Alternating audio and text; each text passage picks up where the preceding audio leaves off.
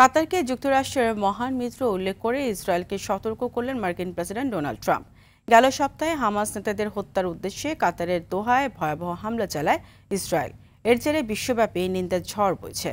আর কাতার ইস্যুতে তেল আবিবকে আরও সতর্ক হতে পরামর্শ দিয়েছেন মার্কিন প্রেসিডেন্ট ডোনাল্ড ট্রাম্প। গেল শুক্রবার নিউ ইয়র্কে কাতারের প্রধানমন্ত্রী শেখ মোহাম্মদ বিন আব্দুর রহমান আল থানির সঙ্গে নৈশভোজ করেন ট্রাম্প। ওই সময় কাতারের প্রধানমন্ত্রীকে চমৎকার মানুষ বলে আখ্যা দেন মার্কিন প্রেসিডেন্ট। এদিকে আকাশসীমা লঙ্ঘন করে দোহায় ইসরায়েলের ক্ষেপণাস্ত্র হামলার প্রতিক্রিয়া জানাতে কাতারের পাশে দাঁড়িয়েছে আরব ও মুসলিম বিশ্ব। কাতারের প্রতি বৃহত্তর সমর্থনের অংশ হিসেবে রবিবার দোহায় শুরু হয়েছে আরব মুসলিম বিশ্ব নেতাদের শীর্ষ সম্মেলন। A Casa Branca sancionou diversas entidades associadas ao programa nuclear iraniano. My message is this: they have to be very, very careful.